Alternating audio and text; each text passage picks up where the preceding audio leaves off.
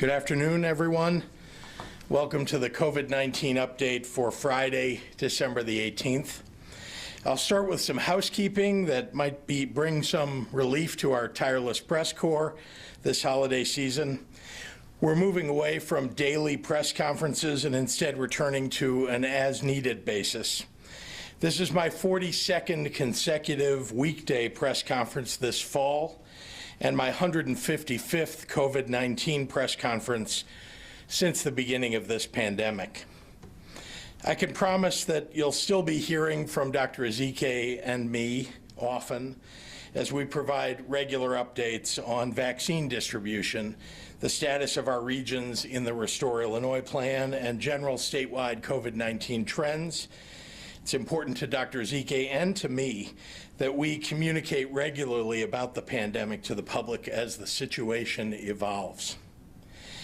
As of this morning, for example, I'm pleased to report that over 17,000 Illinoisans outside of Chicago have received their first vaccine dose to prevent COVID-19, up from 3,500 I announced yesterday. Also, since we last spoke, the FDA's Independent Vaccine Advisory Committee offered its endorsement of the Moderna vaccine for adults 18 and over, just as it did for the Pfizer model last week, in that case for adults 16 and over. Per FDA data, this Moderna vaccine is 94.1% effective after 2 doses 4 weeks apart, nearly identical to the 95% rate of the Pfizer vaccine after 2 doses 3 weeks apart.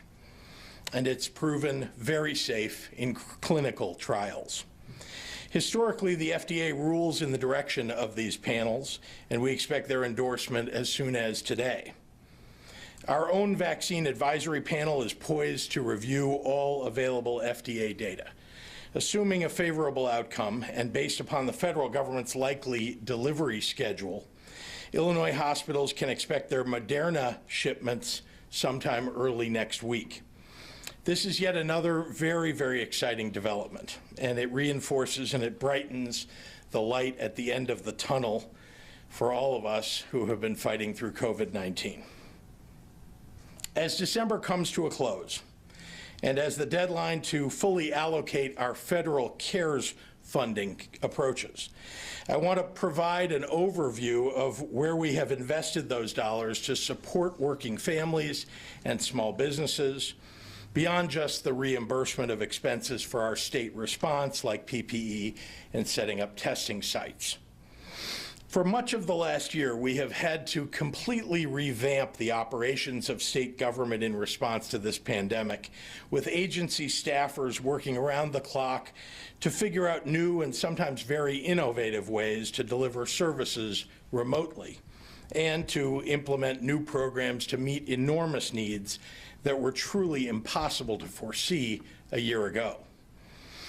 Over the summer, in partnership with the General Assembly, I announced a series of programs dedicated to supporting our small businesses and our working families who have been hit hard by the economic impacts of COVID-19, and structuring each with a significant focus on equity, ensuring that disproportionately impacted areas receive their fair share of support.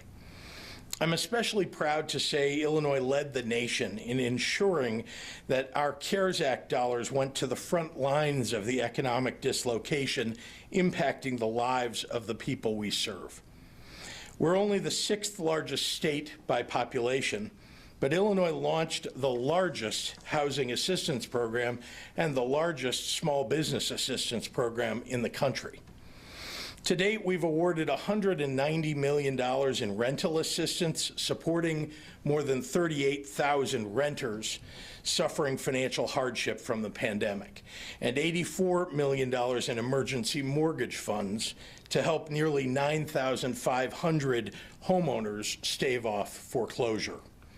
The grants went directly to landlords to pay rent and to mortgage service providers to pay mortgages, which has maximized the number of those dollars in stabilizing our housing market and our communities. When these programs were launched last August, the goal was to assist 40,000 renters and homeowners with $300 million in aid. But with additional coronavirus relief funds from my administration, we extended our reach and assisted even more families across Illinois. By the end of this month, we will have provided $325 million in emergency housing assistance to 54,500 renters and homeowners across the state. Everybody deserves to have a roof over their heads, especially in a pandemic. And I want to thank the Illinois Housing Development Authority for their work to make a difference in the lives of so many people. The final dollars for this program will be out the door by mid-January unless Congress includes the $25 billion in rental assistance that's currently in the bipartisan coronavirus relief package.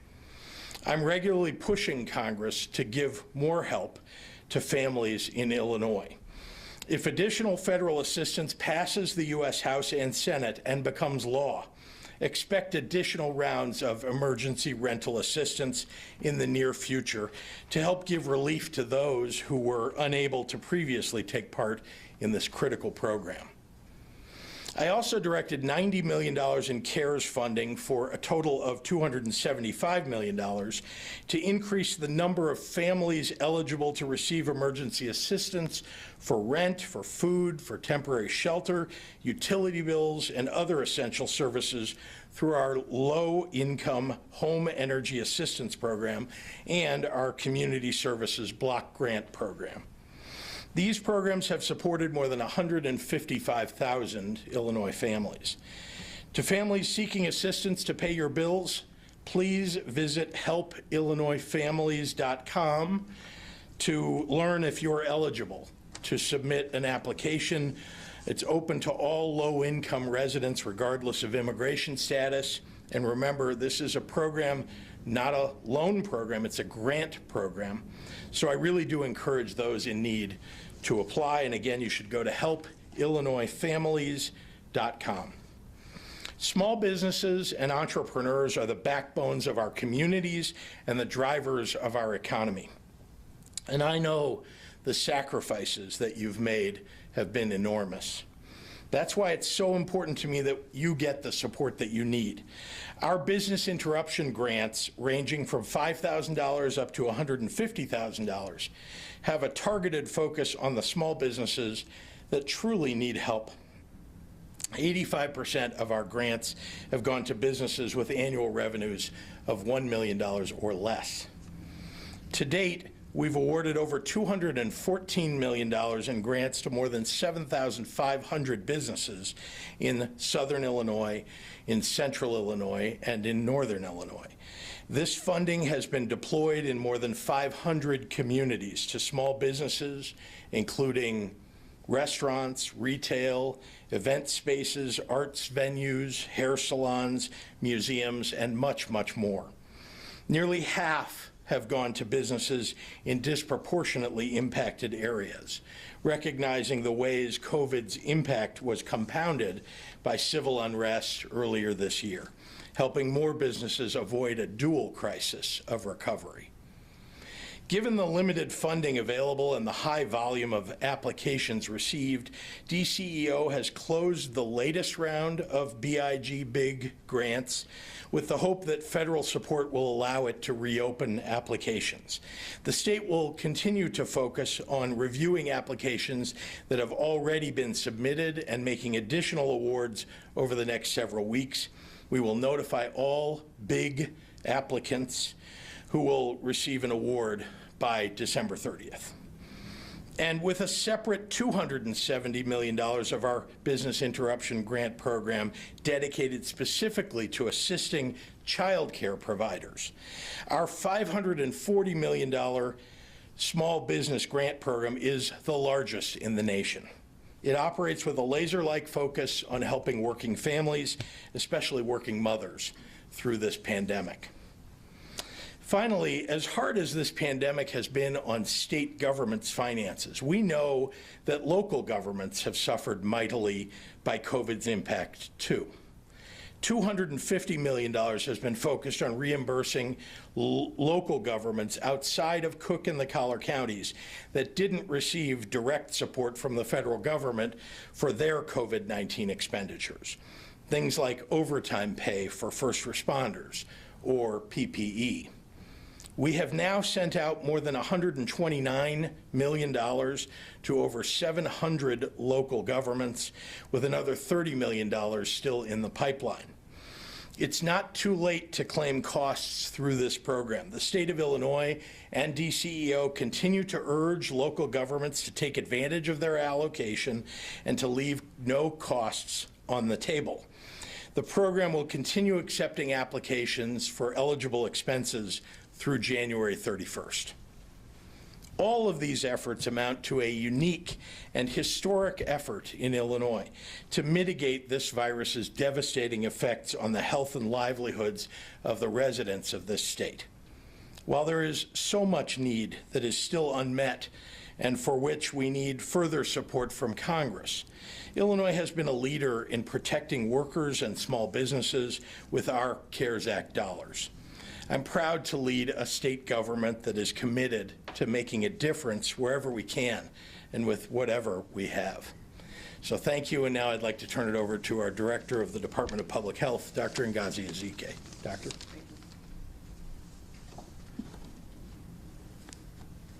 Thank you, Governor. Good afternoon, everyone. Happy Friday. It's hard to believe, but there's only one more Friday after this one for this year. As we continue to receive vaccine over the upcoming months, we want to be prepared and identify as many people as possible who can administer the vaccine once it's actually available. Our traditional healthcare partners, such as hospitals, local health departments, and clinics, of course, will be providing vaccinations, but we're also looking at additional healthcare workers who can lend a hand to this large vaccination effort. To that end, I have issued a proclamation modifying the scope of practice for both advanced and intermediate emergency medical technicians. In simple terms, this will allow many EMTs to administer both flu vaccine and COVID-19 vaccine during this pandemic. As we move forward, instead of the current challenge of not having enough vaccine, we hope that there'll be so much vaccine available that we'll need more healthcare workers to actually administer all of the vaccine. As I've said, this vaccine is the beginning of the end of the pandemic, but there's serious distance till we get to the end of the pandemic, but we will get there.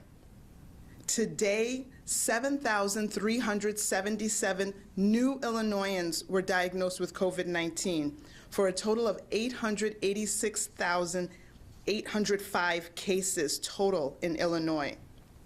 Since yesterday, we have unfortunately received report of 181 individuals who lost their battle with COVID for a total of 15,015 lives lost.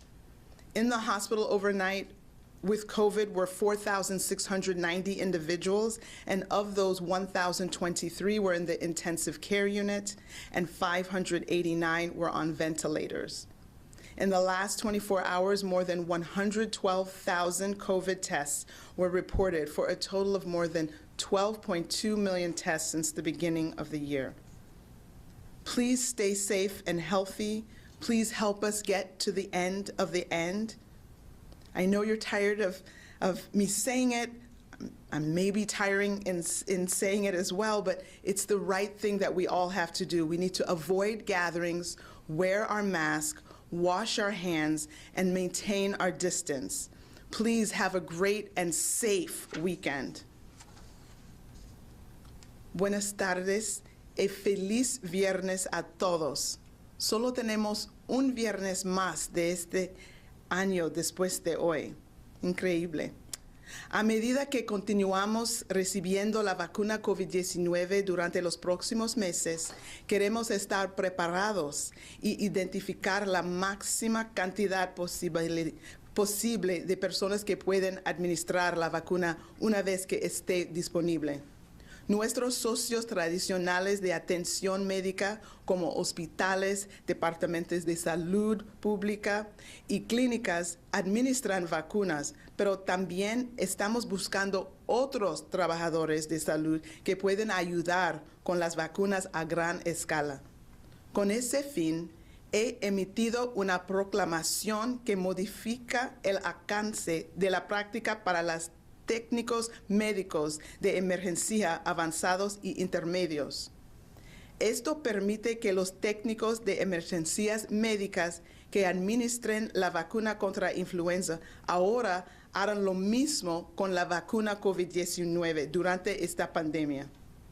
A medida que avanzamos, en lugar de no tener suficiente vacuna, esperamos que haya tanta vacuna disponible que necesitemos más trabajadores de salud para administrar la vacuna.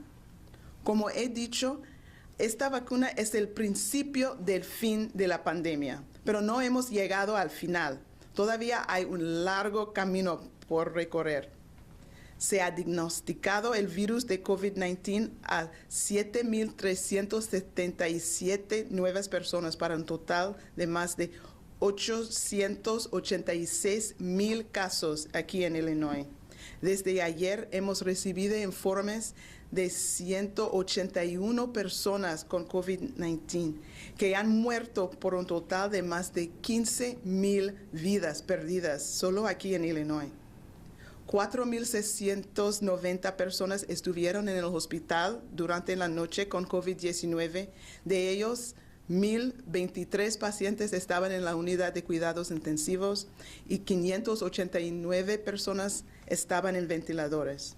En las últimas 24 horas se han informado más de 112,000 resultados de pruebas de COVID-19, para un total de más de 12,2 millones de pruebas aquí en Illinois. Por favor, manténgase segura y saludable. Evite las reuniones y usa su máscara. Y tenga un saludable fin de semana. Gracias para su apoyo. And with that, I'll turn it back over to Governor Pritzker. Thank you very much, Dr. Ezike, and happy to take members of the media, their questions. Yeah, I just have 3 questions for you and one for Dr. Ezike. Now that we're heading away from daily briefings, does that mean that we're heading in the right directions when it comes to cases, hospitalizations, and ICU capacity? Well, let's be clear, we are, in terms of cases, in terms of hospitalizations, in terms of ICUs, those numbers do seem to be heading in the right direction. Okay. Yeah. You've asked Illinoisans not to travel this winter break unless necessary. What are your plans with your family, and will you be staying in Illinois? I'll be staying in Illinois. We have vaccine distribution. We are still undergoing this crisis of the potential surge, and my plans are unchanged from what I did at Thanksgiving. Okay. Last question here. Since Regions 6 and 9 should be falling back into Tier 2, they said that they followed the rules. They should be rewarded with more freedoms, and if not, some say that they'll lose trust in you. Why do you keep moving the goalposts? Because they work so hard to be sure that they could try and open up restaurants and bars. Well, first of all, we're very glad that things are moving in the right direction. We're also concerned the numbers have not come down as precipitously as we would have liked to have seen by now, and so that's of great concern to us.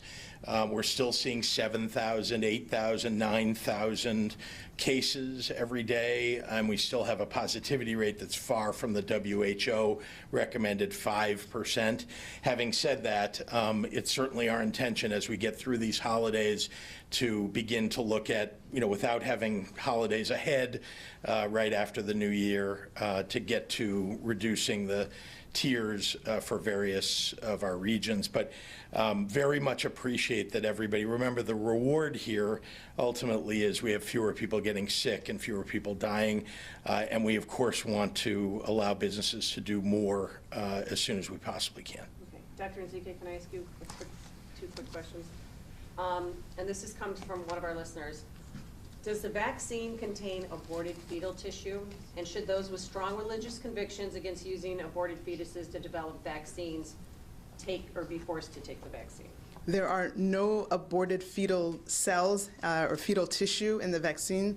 There are no microchips, and there are no preservatives in this vaccine. What about DNA? Some people think that their DNA is going to be altered if they take this. There's no DNA that's in this. This is an mRNA virus. This is an mRNA vaccine. There is no virus in this vaccine either. All right, we're going to go online. And just for awareness, moving from Tier 3 to Tier 2 does not open bars and restaurants, so we're all aware. You can find those That's true. Thank tiers you. online. Jim Haggerty at the Rockford Advocate. Dr. Ezike, can you comment on the misinformation surrounding the COVID-19 vaccine, such as that it causes Bell's palsy or other harmful side effects? Excuse me, stuck. I'm going to keep this on because it doesn't want to come off. So we have seen, you asked about Bell's palsy and what else? Just any other harmful side effects? Yeah, so again, we have the information that's available from the trials that have occurred for the Pfizer vaccine. We're going to know a lot more about the Moderna vaccine as well. I think in terms of Bell's palsy, that is not a recognized known side effect. I think there is a certain amount of Bell's palsy that will happen in the community because it's something that does occur very unexpectedly sometimes. And so if it were to occur in the person who had a vaccine, you'd have to try to distinguish whether this is something that could happen as the chance occurrence or if it's related to the vaccine. And so at this point, we don't have that as an established side effect of this vaccine. We will continue to learn more about this virus as more and more individuals, as millions and millions of people get this vaccine. James Stratton at WREX, I know you just addressed this, but I'll just ask it again. According to the state's website, Region 1 meets all of the requirements to drop from Tier 3 to Tier 2. Why hasn't it dropped to Tier 2, and or when is that coming? Well, as I said several weeks ago, as we have moved along, since the surge hit us, it's important for us to get the right trajectory of cases and hospitalizations and ICUs and to make sure that we get to the right level. Remember, there are still many, many hospitals around the state that have limited ability to take in new ICU patients or even new hospitalizations. And so we're trying very hard to bring it down all across the state before we start to relieve the regions from Tier 3 to Tier 2. And once again, to the point made earlier, bars and restaurants would not reopen under Tier 2 from Tier 3. So there's a ways to go. If you go to our website, IDPH's website, you can find all of the metrics that we set out for moving from Tier 3 to Tier 2, Tier 2 to Tier 1, and then back to Phase 4, which will tell you exactly what would open up in each of those tiers. Charlie Meyerson at ChicagoPublicSquare.com. Can you shed any more light on the reasons for the anticipated shortfalls in the delivery of vaccine to Illinois and other states? I wish I could shed more light. The federal government has really been mum on this. But as you have seen over the last 48 hours, governors all across the nation have come to terms with the idea, because they've been informed, as I was, that their vaccine distribution would be diminished by virtue of the deliveries from the federal government being diminished. So we still do not know exactly why. I know there's a conversation going on, it seems, as I can see in the press, between Pfizer and the federal government, and maybe a disagreement about it. But what I know is what I have stood up here and told you, and I try to be as communicative as I can about what I learned from the federal government. Dan Petrella at the Tribune. Dr. Ezike, on Monday you said we'd be able to tell this week whether a post-Thanksgiving surge was coming. The numbers have since trended down. Is it safe to say we have avoided that outcome? I am really excited. I am really happy to say that we did not see the significant surge that we were very much concerned about in relation to all the reports that we saw of the large amount of travel. here in the state of Illinois, and I think people know that in the Midwest generally, while others on the coast are surging, I think we had that a little bit earlier and are on the way down. And I think all the mitigations that we had in place in advance of Thanksgiving have been helpful. So no, we did not see a surge following Thanksgiving. I'm waiting for this final week's tally, which will come on Monday, but so far that is a good thing that we can report. Dean Olson at the SJR, have long-term care residents in Illinois started to receive the vaccine? If so, how many and where? So the plan for our long-term care facilities, we entered into we opted into the federal option to allow Illinois to be part of the pharmacy program, the pharmacy partnership program. And by opting into that program, that gave the CDC, through this partnership with Walgreens and CVS, they will now be our surrogates for vaccinating our long-term care residents. So we're very grateful to have the ability to be part of this partnership. We immediately opted into it. We understand from the federal government, from the CVS, Walgreens groups, that they will start that vaccination program being in the facilities by the week of December 28th. So we signed up and are ready to have that be done. I think the start date when they're actually in the long-term care facilities is the week of December 28th. Dan Petrella at the Tribune had one more question. Have you decided on a system for people to be able to prove they've been vaccinated? So with every vaccination, people will be given a card. There's a card which allows to write your name. The provider will write their name, the lot number, the manufacturer, the date you got it, the date that you're supposed to return. So that card is one way. Of course, every single dose that is given will also be entered into the state immunization registry. So that is another way that it can be stored. I was recently talking to my team about stickers and pins and wristbands, but that card is your official document and proof of immunization, so that should be guarded carefully as the primary mode. But providers who have access to the state immunization registry system can also see that information, and in the event that the card is lost, could print out something from the state registry system. But we really would strongly urge you to keep close tabs on that immunization card. Kelly Bauer at Block Club, looks like she's our last one. Should Illinoisans expect to be under Tier 3 mitigations through January in case of another post-holiday surge? We're watching closely to see the numbers. We're only at December 18th now. There are 13 days left in the month of December, and so as we watch those numbers, those will have an enormous effect on whether we can bring down the tiers from Tier 3 to Tier 2 and beyond.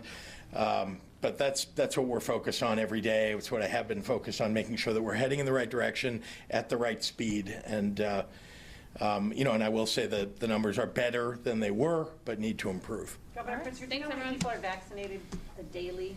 Did you have a guesstimate? Well, I think today we're up to 17,000. Yesterday we were at 3,500. So it gives you, yeah.